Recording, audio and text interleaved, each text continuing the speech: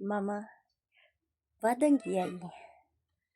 Gaan 'n salaris vir jou uitwerk?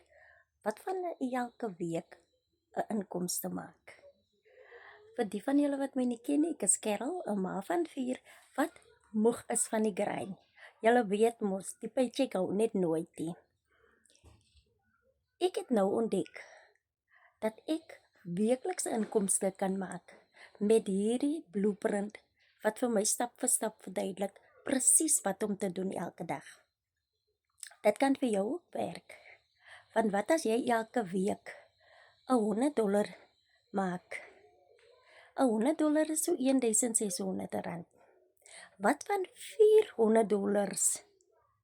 Dit is omtrent R6000. En dit is wat 'n verskil maak van 'n weeklikse inkomste en 'n maandelikse salaris. Ek is Carol, 'n mamma van 4 wat weet waarvan ek praat.